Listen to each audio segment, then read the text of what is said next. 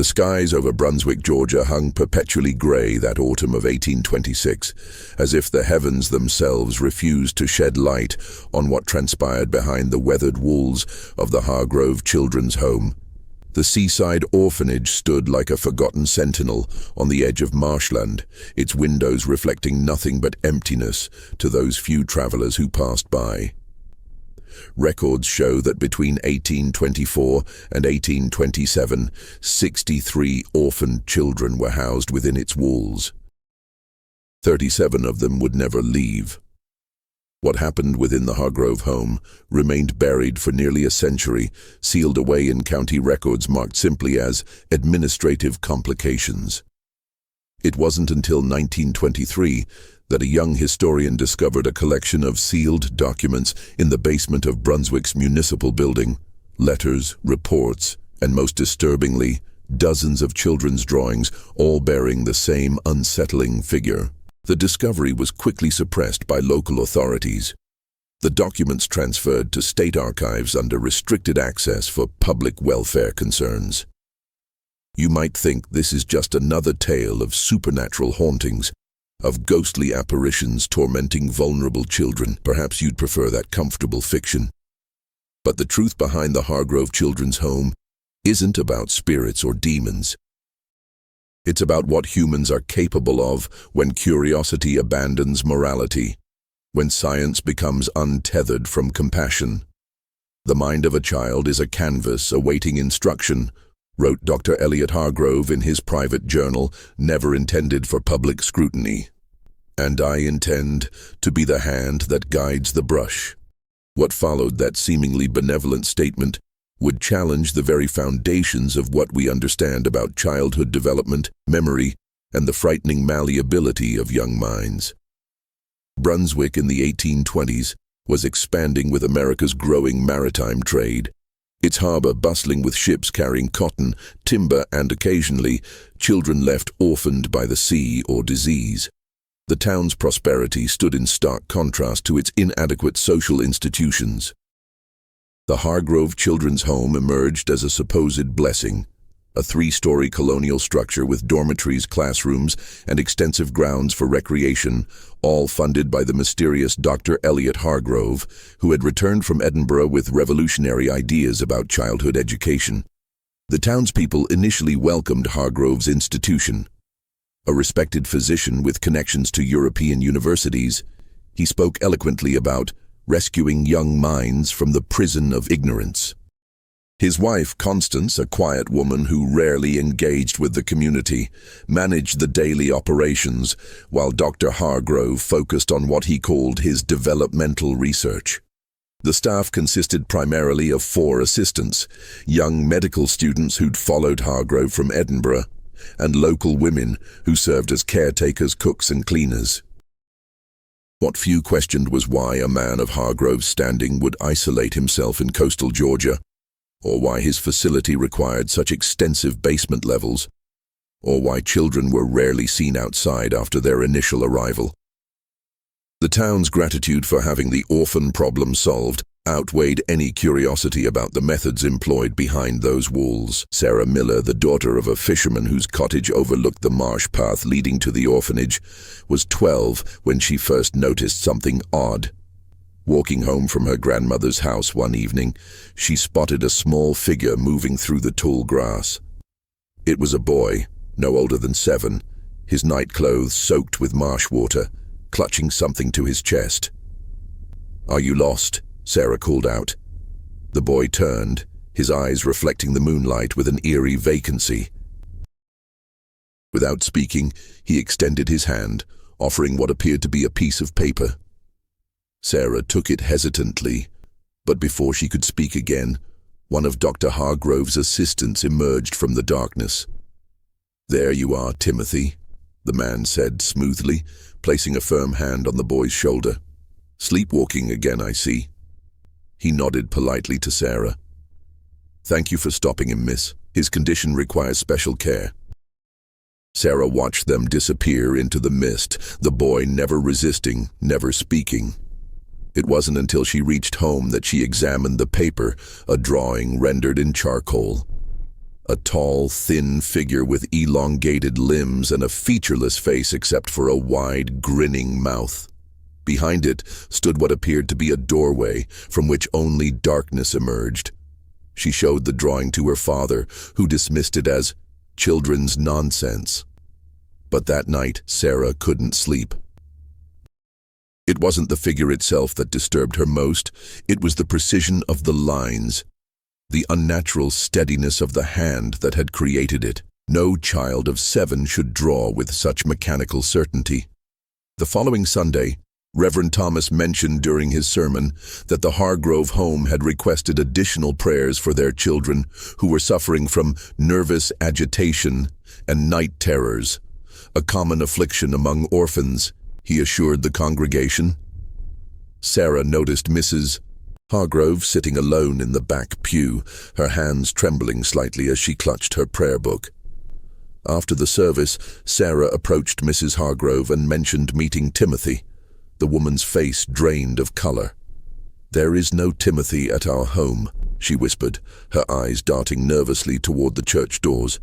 "You must be mistaken, child." Before Sarah could respond, Mrs. Hargrove hurried away, leaving behind her handkerchief embroidered with the initials CH. That night, Sarah woke to tapping at her window. Through the rain-streaked glass, she saw not 1 but 3 children standing in her yard, their nightclothes soaked, their faces upturned toward her window. Each held a piece of paper against the glass. Even from her bed, Sarah could see they all contained the same drawing. The tall figure with the grinning mouth standing before the dark doorway. Her scream woke her father, but by the time he reached the window, the yard was empty. Only 3 pieces of paper remained, rapidly disintegrating in the rain. "Just the wind," her father insisted, closing the shutters firmly. But Sarah knew what she had seen, and more disturbingly she recognized that each drawing, though showing the same figure, had been rendered with identical precision, down to the exact number of lines forming the grinning mouth. Over the following weeks, Sarah noticed changes in Brunswick. Parents began keeping their children closer to home after sunset. Fishermen reported seeing lights in the orphanage windows at odd hours and hearing what some described as singing, though not in any language they recognized. Most troubling were the reports from the town doctor, who mentioned that 3 of the local women employed at the orphanage had abruptly resigned, citing nervous exhaustion. None would speak about their experiences, even to their closest family members. Sarah began keeping a journal, documenting everything she observed about the Hargrove home. She noted the delivery wagons that arrived only after midnight, carrying large wooden crates marked with university insignias. She recorded the names of children mentioned in town who supposedly resided at the orphanage, creating a list far shorter than the number rumored to live there. And most meticulously, she tracked Mrs. Hargrove's increasingly erratic appearances in town, how the woman's hands constantly trembled, how she'd lost alarming weight, how she would sometimes stop in the middle of the street and stare vacantly toward the marshes. One evening in late October, Sarah's father returned from a town council meeting with disturbing news. "They've closed the school at Hargrove's place," he said quietly, ensuring Sarah's younger siblings couldn't hear. "The doctor says the children are suffering from some kind of fever that affects their minds. No one's to go near the place until further notice." "What kind of fever makes children draw the same picture?" Sarah asked, finally revealing the drawing she'd kept hidden beneath her mattress. Her father studied it with growing concern. "Where did you get this?" he demanded.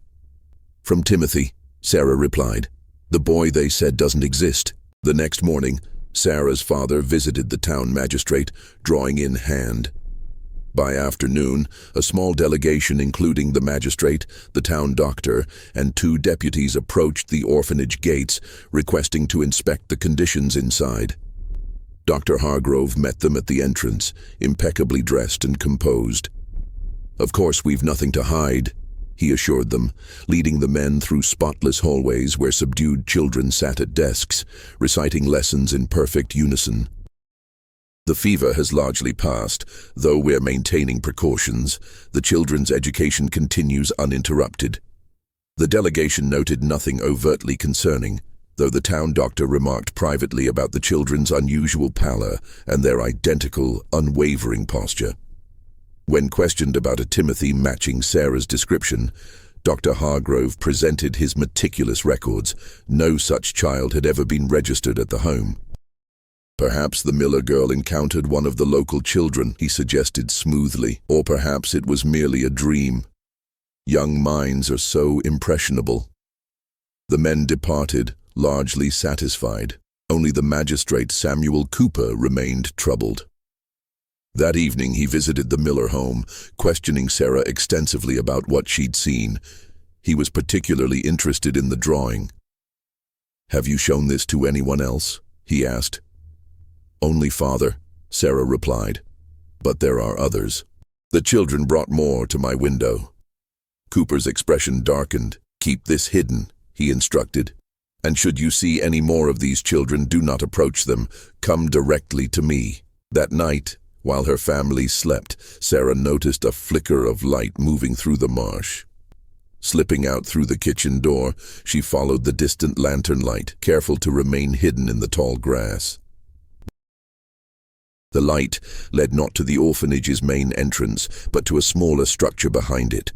What appeared to be cellar doors nestled into an earthen mound. Crouching behind a fallen tree, Sarah watched as one of Hargrove's assistants unlocked the heavy doors. A strange, sweet smell drifted through the night air, making Sarah's head swim momentarily. From the darkness emerged a line of children, walking with the same mechanical precision she'd observed before. Each carried a folder close to their chest. Last to emerge was Mrs. Hargrove, supporting a small girl who moved awkwardly, as if her limbs weren't entirely under her control. "How long until she stabilizes?" the assistant asked. "Hours, perhaps days," Mrs. Hargrove replied, her voice hollow. "This one fights the process more than most. The doctor won't be pleased. The senator visits tomorrow. Then we'll use one of the others for demonstration. Elizabeth has progressed nicely. Her drawings are perfect now." Sarah leaned forward, straining to hear more, and dislodged a stone which tumbled down the small embankment.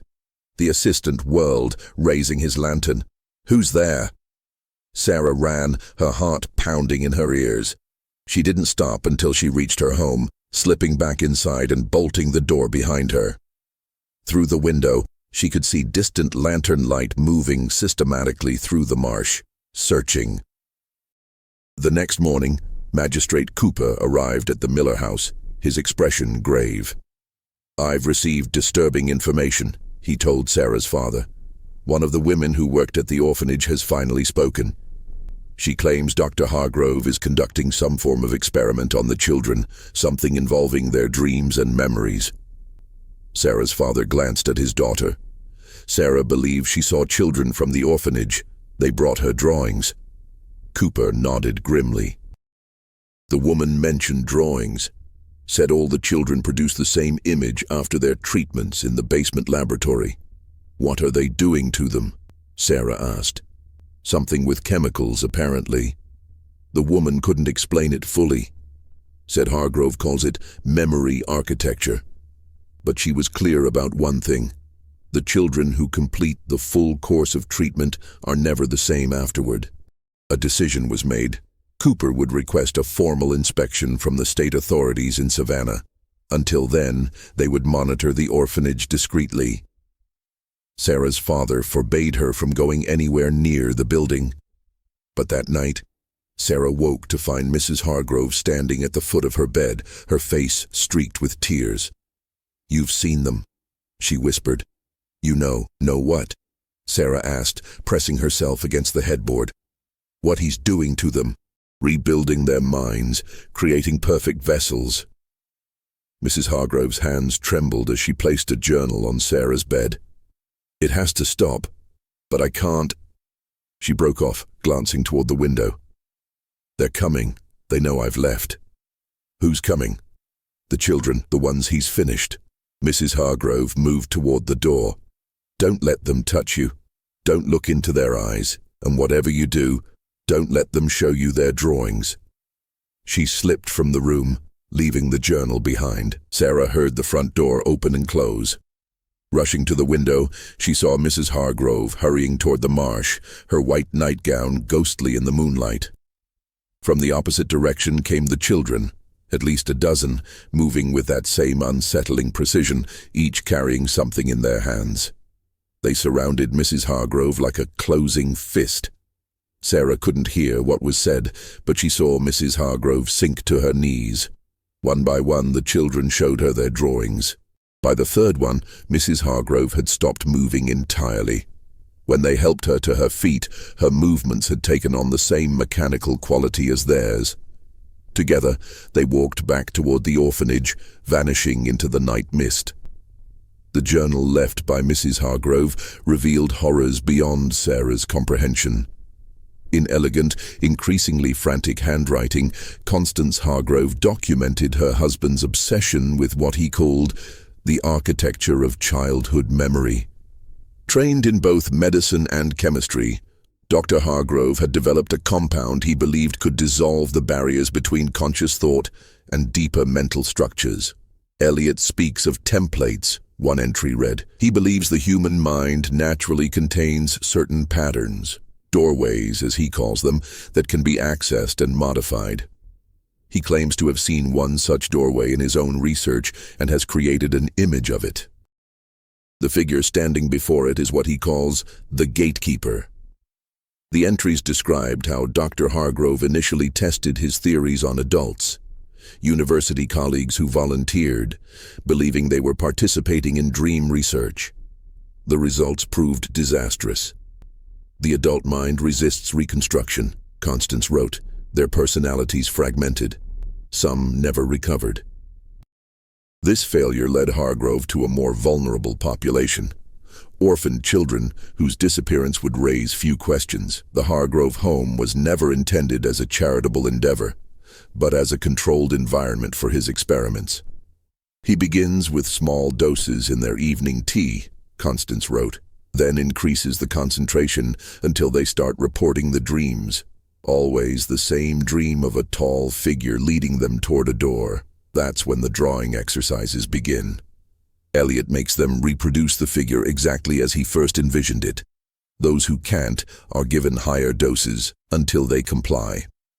The most disturbing passages describe the final phase, what Hargrove called complete integration. Children who successfully reproduced the drawing consistently were taken to the basement laboratory for extended sessions. They emerged fundamentally changed, docile, precise in movement and speech, and capable of extraordinary feats of memory. Most disturbingly, they could influence others simply by showing them their drawings of the figure. "They are becoming like him," the final entry read. "Empty vessels filled only with his purpose. God forgive me for my part in this. Someone must stop him before the senator's visit. He plans to demonstrate his success to secure funding for expanding the program across the state." Dawn was breaking as Sarah finished reading. She heard her father stirring and rushed to share what she'd discovered. By mid-morning, Magistrate Cooper had assembled a larger group, including the town doctor, several deputies, and men from the neighboring farms. Armed with the journal as evidence, they marched toward the Hargrove home. They found the gates unlocked, the front door standing open. Inside, the building was unnaturally silent. Classrooms sat empty. Beds in the dormitories remained perfectly made, untouched. Of the 63 children supposedly housed there, not a single one remained. In the administrative office, they discovered Dr. Hargrove's research journals, meticulously documenting each child's progress through his program. The basement laboratory revealed the true extent of his work. Rows of glass containers holding his compound, detailed anatomical drawings of the human brain with specific regions highlighted, and hundreds of children's drawings showing the same figure standing before the doorway. Of Dr. Hargrove himself, they found no trace. Neither he nor his assistants were anywhere on the grounds. Most puzzling was the discovery in what had been Mrs. Hargrove's room, her body seated at her writing desk, a final note clutched in her hand. The town doctor determined she had died from ingesting a massive dose of her husband's compound. "I can no longer distinguish between what is real and what he has placed in my mind," her note read. "The children are beyond saving now. They have become extensions of his will.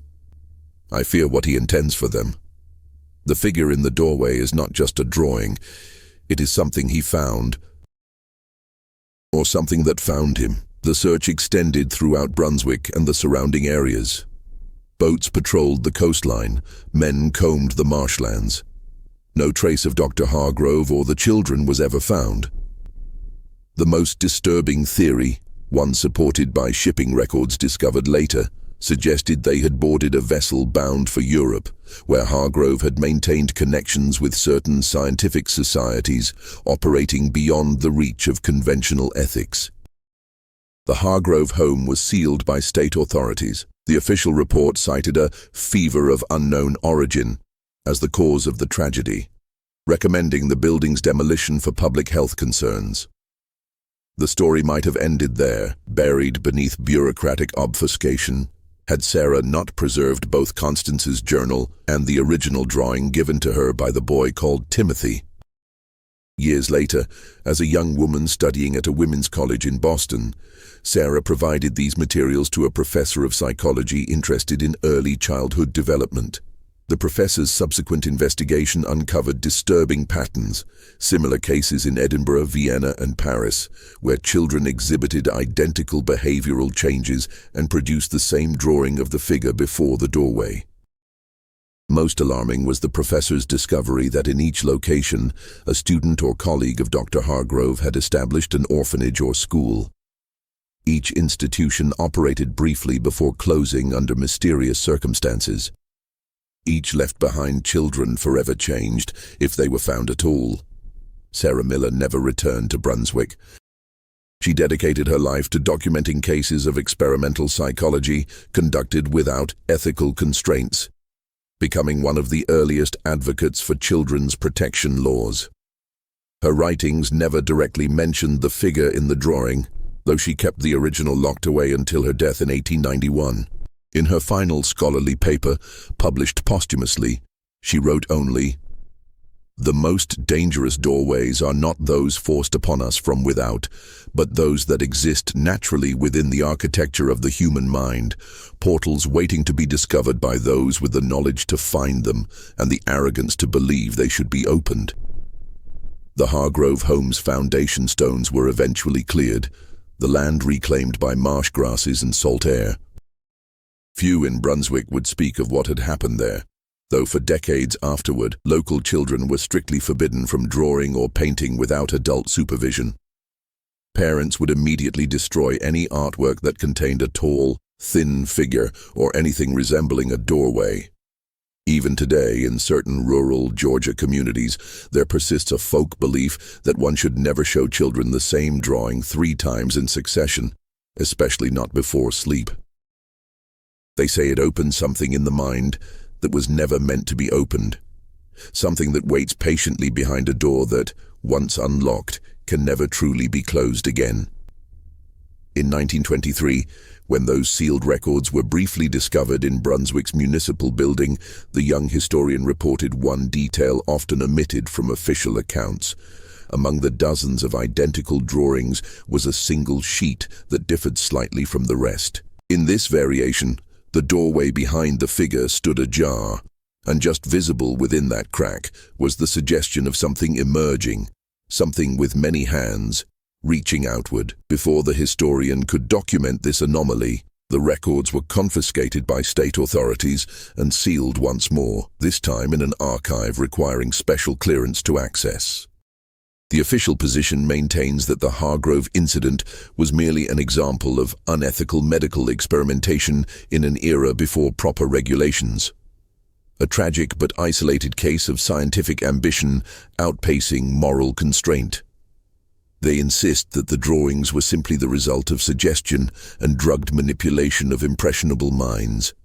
But those few who have studied the pattern across continents and centuries offer a more disturbing possibility that Dr. Hargrove didn't create the figure or the doorway.